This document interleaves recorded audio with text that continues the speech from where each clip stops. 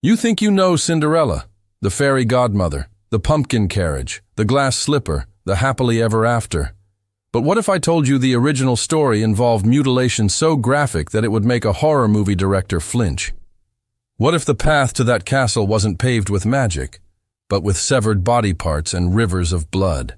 In the original German version collected by the Brothers Grimm, when the prince arrived at the stepsister's house with that famous slipper, the eldest sister tried it on first. Her foot was too large. The toes wouldn't fit. So her mother, desperate to secure a royal marriage, handed her daughter a knife and said the words that would change everything. "Cut off your toe. When you are queen, you won't need to walk anymore." The sister took the knife, she sat down, and she sawed off her big toe. The blood was immediate and shocking. It soaked through her stocking, flooded into the delicate slipper, and stained the silk interior a deep crimson. But she smiled through the agony, crammed her mutilated foot into the shoe, and stood up to face the prince. The pain must have been unbearable. Every step toward that carriage was leaving a trail of blood on the floor, but she didn't scream, she didn't cry out, because becoming a princess was worth any price, even pieces of yourself. The prince, either incredibly stupid or willfully blind, accepted her. He helped her into the carriage, ready to take her back to the palace as his bride. They rode past Cinderella's mother's grave, where two white doves sat on the hazel tree.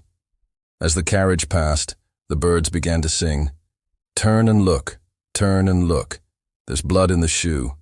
The foot is too big. The shoe doesn't fit. The true bride waits for you." The prince finally looked down. Blood was seeping through the white satin slipper, dripping onto the carriage floor. He turned the horse around and returned the mutilated sister to her mother, demanding to know if there were any other daughters in the house. The second sister tried next. Her foot was also too large, but in a different way. Her heel was too broad. The mother didn't hesitate. She handed her the same bloody knife and gave the same horrifying instruction. "Cut off a piece of your heel. When you are queen, you won't need to walk anymore." The second sister carved off part of her heel. More blood, more pain, more desperate cramming of mangled flesh into a shoe that was never meant for her. She too climbed into the prince's carriage, leaving bloody footprints behind her. And once again, as they passed the hazel tree, the doves sang their warning. Once again, the prince discovered the deception when blood filled the slipper. Two sisters, two mutilations, two rivers of blood, all for a chance at a crown. But the true brutality was still waiting at the wedding ceremony. Before the ball, before the slipper, before any hope of escape, there was a little girl sleeping in ashes. Cinderella's story didn't begin with magic. It began with the death of her mother and the complete destruction of her childhood. When Cinderella's mother died, her father remarried within months. Medieval widowers didn't have the luxury of grief. They needed someone to run the household, and children needed a mother figure. But what walked through that door wasn't a mother. It was a woman who saw a young girl as competition, as a burden, as something to be eliminated. The stepmother's strategy was methodical. She didn't beat Cinderella publicly or obviously. She destroyed her slowly, systematically, in ways that left no visible marks. First came the room. Cinderella was moved from her comfortable bedroom to a space near the kitchen, then to a corner of the kitchen itself, and finally to the hearth. She slept on the cold stone floor, using ashes as her blanket, with the embers as her only source of warmth. The girl was probably 6 or 7 years old, an age when children should be playing, learning, protected. Instead, Cinderella became the household servant. She woke before dawn to light the fires. She hauled water from the well, scrubbed floors on her hands and knees, washed her stepsister's clothes, and prepared meals she wasn't allowed to eat. Her stepsisters ate fine bread and meat while Cinderella got table scraps, if she was lucky. Sometimes she ate what the family discarded, picking through garbage for something edible. Her father watched all of this happen. He lived in the same house. He saw his daughter's dresses replaced with rags. He saw her hands become raw and bleeding from constant work. He saw her transform from a cherished child into a ghost covered in soot and ashes. And he did nothing. Medieval fathers had absolute authority over their households. If he had wanted to stop the abuse, he could have. But the stepmother brought wealth, connections, and 2 daughters who could make advantageous marriages. His biological daughter, on the other hand, was just one girl with no strategic value to offer. So he made a choice. He chose his new wife and her daughters. He chose financial security and social advancement. And Cinderella learned that the person who was supposed to protect her most would sacrifice her without hesitation. The psychological torture was worse than the physical labor. Every day the stepsisters would parade around in beautiful clothes while Cinderella scrubbed their floors. They would eat elaborate meals while she went hungry. They would laugh at her appearance, mock her, remind her constantly that she was worthless, unwanted, less than human. And their mother encouraged it, teaching them that cruelty was not just acceptable, but necessary to maintain their superior position. Cinderella's hands became deformed from work. Her skin turned gray from constant exposure to ash and soot. Her hair fell out in patches from malnutrition. She developed a chronic cough from sleeping next to the hearth and inhaling smoke every night. Medieval child laborers often didn't survive to adulthood, and Cinderella was living under conditions designed to break her completely. The only comfort she had was visiting her mother's grave. The hazel tree that grew there became her refuge, the only place where she could cry without being mocked. She would whisper to the tree, to her mother's memory, begging for help, for escape, for anything to change. And the tree, according to the original story, would shake its branches and drop down whatever she needed. Not through magic, but through the girl's own determination to survive by finding nuts and fruits to supplement her starvation diet. But the magical transformation everyone remembers was hiding a much darker reality about what happened to children in her position. The royal ball wasn't a romantic fairy tale event. It was a meat market where young women were paraded like livestock, inspected by a prince who needed a wife the same way a farmer needs breeding stock. And every family with an unmarried daughter knew this was their one chance to escape poverty, secure alliances, or climb the social ladder. The pressure wasn't just social, it was survival. When the invitation arrived announcing that the prince would choose a bride at a 3-night festival, the stepmother saw opportunity. Her daughters were her retirement plan, her insurance policy, her ticket to royal connections. She had spent years grooming them, teaching them to walk properly, to curtsy, to smile on command. Everything had been building to this moment. For Cinderella, the announcement meant something different. It meant 3 days of intensified abuse as the household prepared. The stepsisters needed new gowns, new shoes, new jewelry. Someone had to sew all of it, and that someone was the girl sleeping in the ashes. Cinderella's fingers bled from pushing needles through heavy fabric. She worked through the nights, creating beautiful dresses she would never wear, styling hair that would never be hers, watching her stepsisters transform into the princesses she could never become. The stepmother made sure Cinderella understood her place. When the girl timidly asked if she could attend the ball, the stepmother laughed. She dumped a bowl of lentils into the ashes and told Cinderella she could go if she picked them all out within an hour. It was an impossible task designed to humiliate. But Cinderella called the doves from her mother's grave, and they helped her complete it. So the stepmother dumped 2 bowls of lentils into the ashes and cut the time in half. When Cinderella succeeded again, the stepmother still refused. "You have nothing to wear. You don't know how to dance. You would embarrass us." The message was clear. You are not one of us. You will never be one of us. Know your place. But here's what the fairy tale version doesn't tell you about medieval balls. These weren't just parties. They were brutal competitions where families destroyed each other for advantage. Noble houses would sabotage rivals, spread rumors, even poison competitors to eliminate them from consideration. Young women were trained from childhood to view every other girl as an enemy. Friendship was impossible when only one person could win the prince. The prince himself wasn't looking for love. Medieval royalty didn't marry for affection. They married for alliances, for dowries, for political advantage. The ball was theater, a public display that made the arranged marriage seem like a romantic choice. The prince would select whoever brought the most strategic value, and everyone participating knew it. Love was a luxury that common people couldn't afford and royalty didn't need. When Cinderella appeared at the ball in her magical gown, she wasn't just beautiful, she was a threat. Every woman in that room knew what her presence meant. One more competitor, one more obstacle between them and security. The stepsisters didn't recognize her because they had never truly looked at her as a human being. To them, Cinderella was a servant, a thing that cleaned and cooked. The idea that she could be beautiful, could be competition, never entered their minds. The prince's obsession with Cinderella had nothing to do with her personality or her virtue. He knew nothing about her except that she was beautiful, mysterious, and she ran away, which made her a challenge. Medieval men, especially princes, were raised to believe that conquest was everything. A woman who escaped was a prize that needed to be captured. The three-night structure of the ball was psychological warfare. Each night, Cinderella appeared and disappeared, driving the prince into an obsessive frenzy. On the third night, he ordered the stairs to be covered in pitch, a thick, sticky tar designed to trap her. Modern versions say she lost her slipper by accident.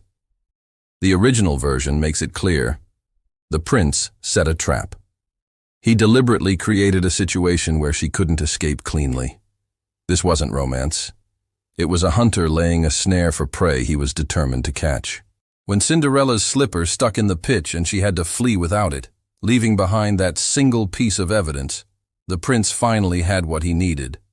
Not a connection with a human being, not a partnership. Just a method to track down and claim the woman who had dared to escape him. What the prince really wanted wasn't love, and what came next would prove it. The wedding day arrived with all the pageantry medieval royalty could muster. Cinderella wore white, her hair crowned with flowers, her ash-stained hands finally clean and covered in silk gloves. She was about to become a princess. The fairy tale was complete. But as she walked down the aisle toward her prince, her stepsisters walked beside her as bridesmaids, playing the role of supportive family. They had mutilated themselves for nothing. Their toes and heels, carved away in desperation, had healed into twisted stumps that made walking agonizing. They hobbled down that aisle in shoes packed with cloth to hide their deformities, smiling through the pain, pretending this was what they wanted. Pretending they were happy for their stepsister.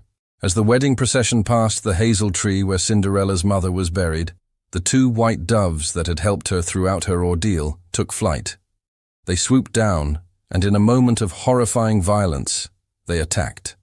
The first dove went for the eldest stepsister's right eye.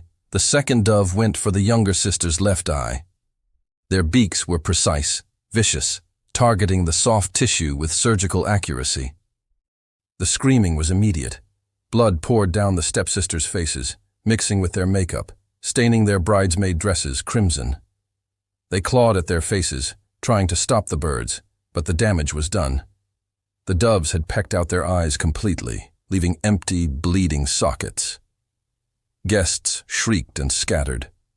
The carefully orchestrated wedding ceremony dissolved into chaos as two women collapsed on the church steps, howling in agony, their hands pressed to their ruined faces. Cinderella didn't stop walking. She didn't turn around. She didn't cry out in horror or rush to help them. According to the grim version, she continued down the aisle as if nothing had happened, her face calm, her steps steady.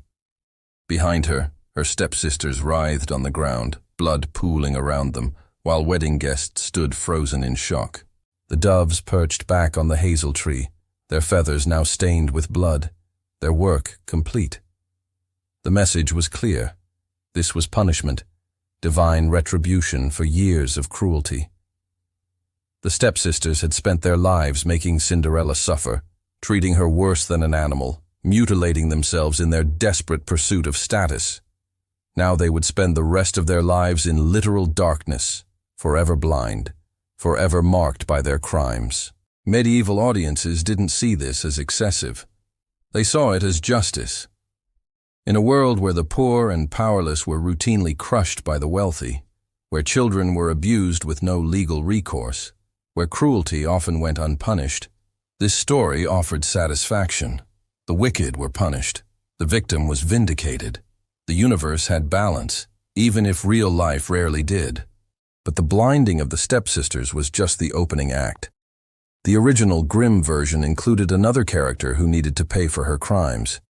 The stepmother, the architect of Cinderella's suffering, the woman who had turned her stepdaughter into a slave and encouraged her own daughters to mutilate themselves. She had watched the blinding of her daughters, seen her carefully constructed plans collapse into blood and screaming. What happened to her would make the sisters' punishment look merciful. In some versions of the tale, the stepmother's punishment was exile and poverty. She lost everything when Cinderella married the prince. Her home, her status, her wealth, all of it belonged to Cinderella now. She was reduced to begging on the streets, her blind daughters clinging to her arms, the three of them shuffling through villages as cautionary tales. But in the darkest variations, particularly those told orally before the Grimms sanitized them for publication, the punishment was far more visceral. The stepmother was brought to the wedding celebration, not as a guest, but as entertainment. Medieval justice wasn't about rehabilitation. It was about spectacle, about public suffering that reinforced social order and satisfied the crowd's hunger for vengeance. They brought out a pair of iron shoes. These weren't decorative. They were torture devices that had been heating in the coals of a massive fire until they glowed red hot. The metal radiated heat so intense you could feel it from feet away. The stepmother knew what was coming. She had heard the stories. Every medieval person knew about the dancing shoes, about the punishment reserved for the worst criminals, particularly women who had violated the most sacred bonds of family. The guards forced the shoes onto her feet. The smell of burning flesh was immediate. Her skin sizzled and melted, fusing with the superheated iron. She screamed, a sound so primal and agonizing that it cut through all the wedding music and celebration. But the punishment had only begun. She wasn't allowed to simply stand there and burn. She had to dance. Musicians struck up a lively tune. Guards surrounded the stepmother, forcing her to move, to lift her feet, to perform the grotesque parody of a wedding dance. Every step was agony beyond comprehension. The iron shoes grew hotter from friction, from the continued exposure to her own body heat. The flesh of her feet was cooking, literally roasting inside those metal prisons. Fat and blood seeped out from the edges, dripping onto the floor and creating a slick, horrifying puddle. She danced, not because she wanted to, but because stopping meant being beaten, meant being forced to continue anyway. So she moved, her body convulsing in pain, her screams turning into hoarse croaks as her voice gave out. The wedding guests watched. Some turned away, disgusted. Others watched with grim satisfaction, remembering their own experiences with cruel stepmothers, with abusive family members who had escaped justice. Cinderella sat at the high table next to her prince, watching the woman who had enslaved her destroy herself one agonizing step at a time. The fairy tale doesn't record her expression. It doesn't tell us if she smiled, if she cried, if she felt satisfaction or horror. It simply says she watched. And that silence might be the most disturbing part of all. The stepmother danced until her legs gave out. She collapsed onto the burning floor, the iron shoes still locked onto the charred stumps that had once been her feet. She was still alive, still conscious, still experiencing every second of pain as her body went into shock. Guards dragged her out of the hall, leaving a trail of blood and burned flesh behind her. She died sometime that night, alone in a dungeon, her last hours spent in incomprehensible agony. Medieval audiences heard this story and nodded approvingly. This was how justice worked. This was the price of cruelty.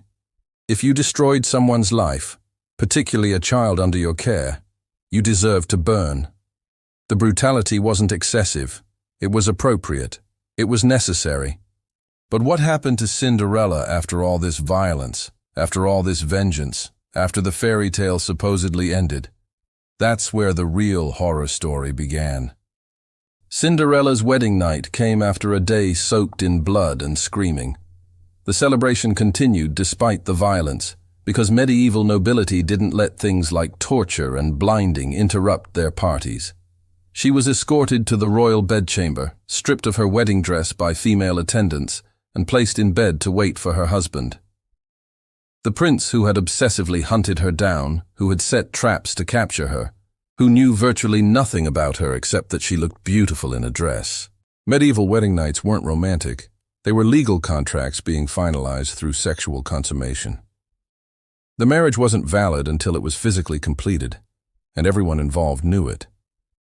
Attendants waited outside the bedchamber, sometimes listening, sometimes even checking the sheets afterward for proof that the bride had been a virgin and that consummation had occurred.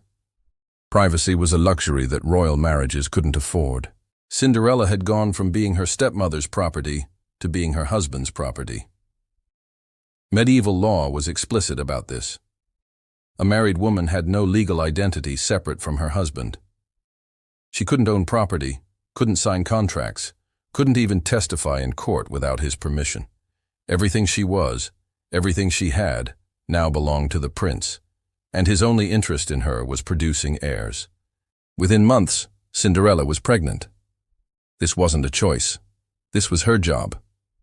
Royal wives were expected to produce children immediately and continuously until they either reached menopause or died trying. Most died trying. The statistics from medieval nobility are horrifying. Roughly 1 in 3 women died in childbirth or from related complications. Every pregnancy was Russian roulette with your life. Cinderella's body, weakened by years of malnutrition and physical abuse, wasn't ready for the demands of pregnancy. She had spent her childhood sleeping in ashes, eating scraps, developing chronic health problems that would follow her forever. Now she was expected to carry a child, to survive the medieval nightmare of childbirth with its bloodletting, its complete lack of sanitation, its primitive medical understanding that killed more women than it saved. The fairy tale ends with happily ever after, but historical reality tells a different story. Young noblewomen in Cinderella's position typically faced 8 to 15 pregnancies in their lifetime. Each one was a potential death sentence. Each one damaged their bodies further. Prolapsed organs, torn muscles, chronic pain, these were just accepted as the price of being a wife. Cinderella probably died young. Maybe in her first childbirth, maybe her third, maybe her 5th. The exact number doesn't matter. What matters is that she escaped one form of slavery only to enter another. She traded scrubbing floors for the constant threat of death by pregnancy. She traded her stepmother's cruelty for her husband's legal ownership of her body. She traded sleeping in ashes for sleeping in a palace where she was still, fundamentally, property. When she died, likely before her 20th birthday, the prince mourned appropriately for a few months. Then he married again. Because that's what medieval royalty did. Wives were replaceable.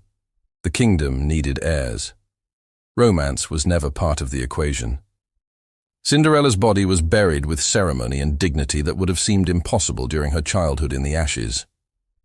But she was just as dead as if she had died as a servant. The crown on her corpse didn't change the fact that this society had killed her, just more slowly and with better window dressing than her stepmother's abuse would have. The really horrifying part is that Cinderella's story wasn't unusual. It was normal. This was what happened to medieval women across every social class. Poor girls became servants or died young from overwork. Rich girls married young and died in childbirth. The glass slipper was just a prettier cage than the hearth where she used to sleep. The original Cinderella story wasn't about dreams coming true. It was about a system so brutal that even when you won, you still lost. Even when you got everything you wished for, you were still trapped. The fairy godmother's magic could transform a pumpkin into a carriage, rags into a ball gown, but it couldn't transform a society that treated women as property to be traded, used, and discarded when they stopped being useful. The stepsisters died blind, shuffling through streets as beggars, their mutilated feet never healing properly. The stepmother died screaming in iron shoes, her flesh burning away while wedding guests watched. But Cinderella, the victim who supposedly won, she died too. Maybe a bit more comfortably, maybe in silk sheets instead of ashes, but just as dead, just as trapped, just as destroyed by a world that never saw her as fully human. The moral of the real Cinderella story isn't that dreams come true. It's that in a world built on cruelty and exploitation, there are no happy endings. There are only different varieties of suffering, and sometimes the prettiest prison is still a prison. The girl who survived her stepmother's abuse became a princess, and then became a corpse. The fairy tale was always a lie.